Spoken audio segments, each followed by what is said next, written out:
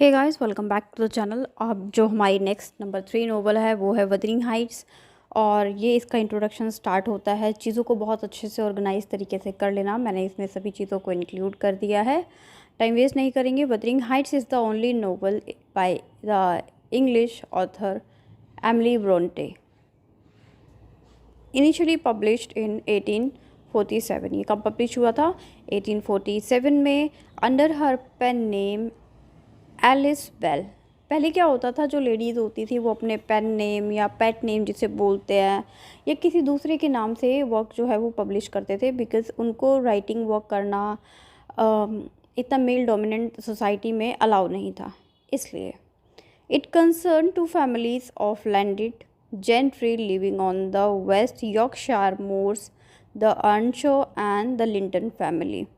अगर आपने इसका वीडियो जो समरी वीडियो है वो कवर कर लिया है तो आपको ये समझने में आसानी होगी। And if you haven't done it then मैं आपको सजेस्ट करूँगी कि सबसे पहले इसकी समरी को कवर कर लो। और एग्ज़ाम्स आने वाले, ये मुझे बोलना नहीं चाहिए, आपको खुद ही कवर कर लेना चाहिए। And their turbulent relationship with the Earnshaws foster son Heathcliff, the novel was influenced by romanticism and gothic fiction। ये जो नोवेल है ये रोमांटिक भी इसमें देखने को मिलता है और इसको एज ए गोथिक फिक्शन भी यूज़ किया जाता है। ट्रस्ट में, अगर इस तरीके का इंट्रोडक्शन आप देते हैं, इसको ज़्यादा करने की ज़रूरत नहीं है, एक दो बार आप सुनेंगे तो आपको याद हो जाएगा।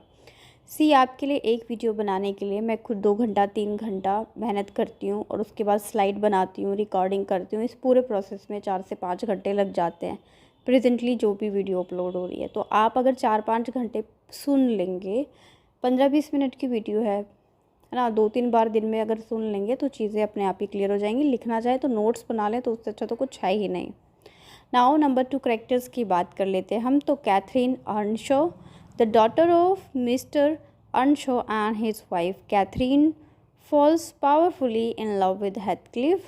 और Heathcliff कौन था? ये एक ऑर्फन था, मतलब अनाथ बच्चा था जिसको ले आई थी इसकी फैमिली। The orphan Mr Earnshaw bring home from Liverpool. Catherine loves Heathcliff so intentionally that she claims they are the same person. However, Catherine is free-spirited, beautiful, spoiled by the man।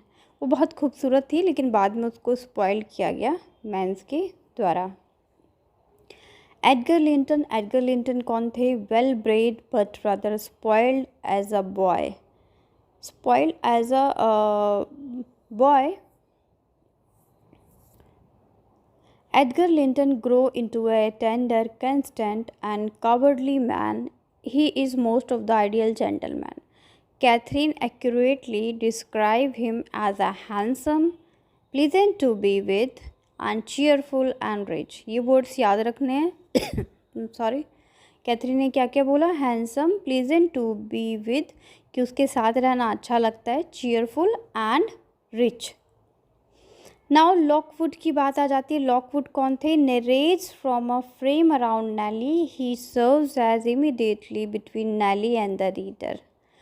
A somewhat vain and gentleman, he deals with clumsily an inhabitant of Wuthrings।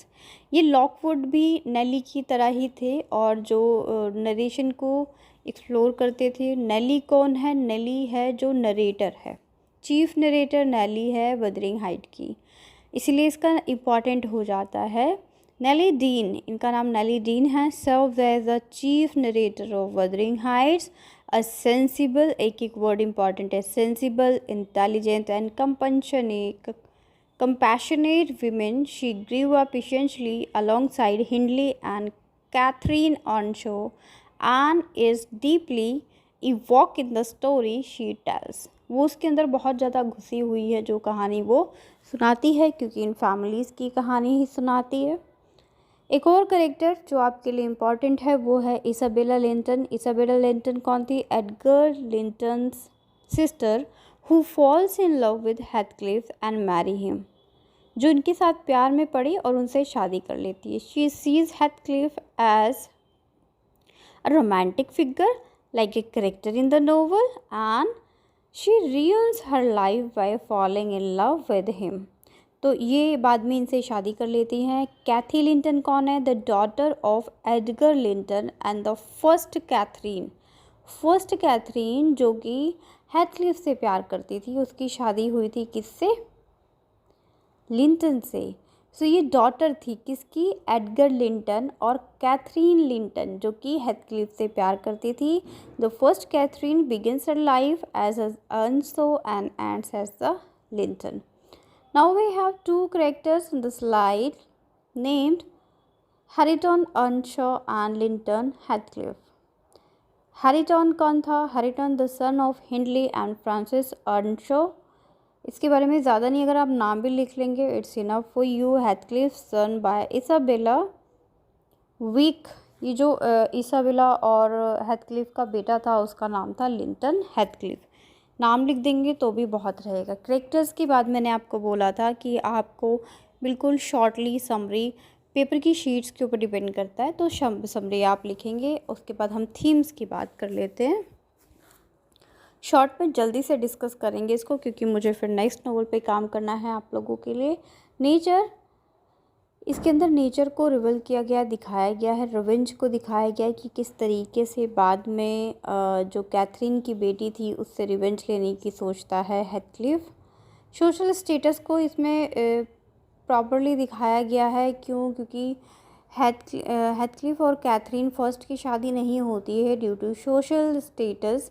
Supernatural elements की बात की गई है। Gender का दिखाया गया है कि किस तरीके से मेल और फीमेल के बीच में चीज़ें हैं। लव अफेक्शन बहुत ज़्यादा दिखाया गया है इस नॉवल में। क्लास, जजमेंट वर्सेस पिटी और डिजीज़ की स्पेलिंग आप ठीक कर लीजिएगा। लास्ट वाला पॉइंट ये टाइपिंग एरर होता है। डिजीज़ मतलब इसके अंदर बीमारी भी दिखाई गई है लास्ट फेज में कि किस तरीके से जो करेक्टर्स हैं वो बीमार थे। Now the writing styles of Wuthering Heights की बात करेंगे। It is poetic and lyrical. Wuthering Heights की राइटिंग स्टाइल कैसी थी? लिरिकल है और पोइटिक है। मतलब आप उसे गा सकते हैं, गा के सुना सकते हैं, इस तरीके की उसकी राइटिंग स्टाइल है। Many critics have noted that Bronte's use of romantic imagery and emotional dialogue in the novel evokes her previous work as a poet। बहुत सारे लोग ये भी मानते हैं कि उन्होंने इस तरह से किया क्योंकि उनके प्रीवियस वर्क में उन्होंने एज ए पोइट काम किया। The passionate feeling of dark events reveal the characters emotionally. Passionate feeling of dark events, देखो बहुत सारे इवेंट्स होते हैं लाइफ में जो बहुत अच्छे प्लीजेंट इन्वायरमेंट होते हैं, इवेंट्स होते हैं, मेमोरीज होती है, उनको हम डार्क में कंक्लूड नहीं करते। डार्क में क्या आता है? जो अनप्लीजेंट फीलिंग होती है, अनप्लीजेंट इवेंट्स होते हैं, these are includes in our dark events, right. तो अब आप अगर कुछ स्टूडेंट ये भी सोच रहे होंगे कि इसमें कितना सारा लिखा है, देखिए जब मैं सिर्फ हेडिंग्स बता देती हूँ तो आपको लगता है कि इलेबोरेट क्या करेंगे, और इस वीडियो में मैं अभी जितने भी वीडियोस ला रही हूँ हर एक वीडियो में कंप्लीट इलेबोरेशन है। अगर आप उतना नोट्स बना लेते हैं, 2-4 बार पढ़ लेते हैं, तो एग्जैक्ट लाइन आपको याद ना रहे ये कोई गारंटी नहीं, बट हाँ एग्ज़ाम में आप बहुत अच्छा लिख के आएंगे। So trust on me and trust on your self also. लिखना है और 2-4 बार रिवाइज करना है। आप सिंबल्स की बात कर लेते हैं। सिंबल्स के बाद हम लिटरेरी डिवाइस की भी बात करेंगे। सिंबल्स कहाँ पे क्या क्या यूज़ हुआ है। Moors, the constant emphasis on landscape within the text of Wuthering Heights. Wuthering Heights में बहुत ज़्यादा लैंडस्केप इस तरीके से चीज़ों को भी दिखाया गया है। And the setting and the symbolic importance, the landscape is compromise primarily of moors. अगर आपको पूरा याद ना रहे तो भी आप कम से कम ये तो याद रखिए, मोर्स को यूज़ कर लीजिए। ऐसे लिख दीजिए जैसे कि in Wuthering Heights moors are used as a symbol in so many places. इस तरीके से भी आप हेडिंग अगर याद है तो भी आप इधर उधर से घुमा के चीज़ें लिख सकते हैं। Now windows, the two large state within the book create a pocket world of sorts where little if anything lies beyond their existence and window both literal and figurative serve. Windows का use किया गया है। 2 large state के बारे में बताया गया है कि किस तरीके से पूरा वर्ड को क्रिएट किया गया है पॉकेट से, वर्ड से, इस तरीके से। Ghost appear throughout Wuthering Height as they do not in most other works of gothic fiction, yet Bronte always present them in such a whether really exist. Points याद रखना है, modes का use हुआ है, Windows का use हुआ और ghost का यूज़ हुआ किस में, सिम्बल्स में। उसके बाद आप इसको घुमा फिरा के लिख सकते हैं। अब बात कर लेते हैं हम लोग लिटरेरी डिवाइसेस की। सबसे पहले हमने इंट्रोडक्शन किया। इंट्रोडक्शन में मैंने आपको कुछ मेजर कैरेक्टर्स के बारे में अच्छे से डिटेल में बताया, कुछ शॉर्ट में बताया जो लेस इंपॉर्टेंट कैरेक्टर्स थे। कैरेक्टर्स के बाद मैंने आपको बोला है अगर समरी आप लिखना चाहें बहुत शॉर्ट में 1 पेज में लिख सकते हैं। उसके बाद मैंने आपको क्या समझाया, थीम्स के बारे में डिस्कस किया। थीम्स के बाद हमने स्टाइल की बात की थी, पोएटिक और लिरिकल है। उसके बाद सिंबल्स की बात की जिसमें मोड्स, विंडोज़ और घोस्ट हैं। अब लास्ट जो है हमारा, हम लिटरेरी डिवाइस को डिस्कस कर रहे हैं कि इसमें कौन कौन से लिटरेरी डिवाइसेस को डिस्कस किया है। एक वीडियो में मैंने जितना भी कंटेंट आपको दिया है, अगर इतना आप अपने पेपर में लिख के आएंगे, ट्रस्ट में 60% तो आपका कोई भी नहीं काट सकता, आप उससे ज़्यादा ही स्कोर करेंगे। बाकी आपकी प्रेजेंटेशन पे डिपेंड करता है कि आपने उसको किस तरीके से प्रेजेंट किया। हो सकता है 70-75 तक भी चले जाएं आप। तो इट्स डिपेंड ऑन यू कि आपको कितने मार्क्स लेने हैं। सिर्फ समरी के भरोसे रहेंगे तो ज़्यादा से ज़्यादा पास हो जाएंगे और पासिंग मार्क्स भी 40 है। So I am not sure, but answer को देखिए, जब आप हर चीज़ आपके लिए हो रही है तो आप थोड़ा सा पढ़ सकते हैं, है ना। चलिए लिटरेरी डिवाइसेस की बात कर लेते हैं। तो डबल्स का मतलब क्या है, Bronte organise her novel by arranging its elements, characters, place, themes into pairs. Catherine and Heathcliff are closely matched in many ways. तो पेयर्स का यूज़ किया है, तो ये एग्जांपल देना है कैथरीन और हेथक्लिफ का कि ये बहुत ज़्यादा मैच कर रहे थे। Repetition is another tactic Brontes employs in organizing Wuthering Heights. It seems that nothing ever ends in the world of the novel. Instead, run in cycles, horror, past repeat themselves in present. जैसे कि जो हेथक्लिफ और Catherine first की शादी नहीं हुई थी due to social status and economical background, उसी तरीके से नेक्स्ट जनरेशन में भी बहुत सारे इवेंट्स को इस तरीके से दिखाया गया है। इसीलिए इसको बोला गया है कि रिपीटिशन होती है लाइफ में हमेशा। जो पास्ट में हुआ है वो इन फ्यूचर में हो सकता है या फिर प्रेजेंट में हो सकता है। नाउ लास्ट की बात कर लेते हैं। लास्ट लिटरेरी डिवाइस हमारा क्या है, the conflict between nature and culture. Nature and culture के बीच में कॉन्फ्लिक्ट दिखाया गया है।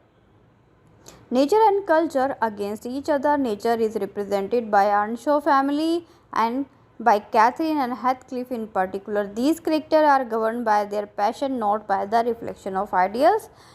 तो पॉइंट्स आपको लिख लेने हैं। मैं एक बार दोबारा से रिवाइज कर दूँ इस वीडियो को बिल्कुल शॉर्ट में। सबसे पहले इंट्रोडक्शन देना है। एमिली ब्रॉन्टे ने, ये पब्लिश हुआ था 1847। इतना याद रहे तो ठीक है, पब्लिशिंग डेट नहीं भी याद रहती तो भी कोई बात नहीं, बट इंट्रोडक्शन आपको इस तरह देना है। लेकिन इंट्रोडक्शन देने से पहले आपको इंट्रोडक्शन लिखना नहीं है। मैंने तो लिखा है आपके लिए, बट आपको इंट्रोडक्शन नहीं लिखना है, बाकी सब आपको लिखना है। जैसे कैरेक्टर्स है, सिंबल्स है, मोटिव्स है, स्टाइल्स है, थीम्स है, वो सब आपको लिखना है। लेकिन जब इंट्रोडक्शन आप देंगे तो इंट्रोडक्शन के ऊपर इंट्रोडक्शन नहीं लिखेंगे। उसके बाद कैरेक्टर्स की बात आ जाएगी तो आप नेक्स्ट 2 पेज में लग जाएगा या फिर 1 पेज में आप कैरेक्टर्स को डाल दो। कैरेक्टर्स के बाद 1 पेज आपका थीम्स के बारे में, जैसे नेचर लिखा आपने तो नेचर के बारे में 2 लाइनें लिख दी। फिर रिवेंज, इस तरीके से आपको लिखना है, पैराग्राफिक फॉर्म में लिखा जाएगा। जहाँ जो मेन हेडिंग है उसको अंडरलाइन कर लेंगे। थीम्स के बाद राइटिंग स्टाइल लिख देंगे आप। उसके बाद सिंबल्स के बाद आप लिटरेरी डिवाइस, बीच में समरी को भी छोटा सा लिख देंगे। तो इस तरीके से ये जो आंसर है आपका, ये मास्टर आंसर है। पेपर में वदरिंग हाइट से रिलेटेड कोई भी क्वेश्चन आए, एग्जैक्ट आता है तो ठीक है, नहीं तो उसी क्वेश्चन की वर्डिंग को घुमा फिरा के आप इसके अंदर लिख देंगे। जैसे कि फॉर एग्जाम्पल आए कि Wuthering height is a Gothic novel, तो आप क्या इंट्रोडक्शन से स्टार्ट करेंगे। अब उसने जैसे क्वेश्चन बोला आपको उसी तरीके से स्टार्ट करना होगा। इंट्रोडक्शन वाले पेज पे चले जाओ। Yes we can say that Wuthering Heights is an a Gothic novel, and Wuthering Heights is only novel by the author Emily Bronte and it was published in 1847.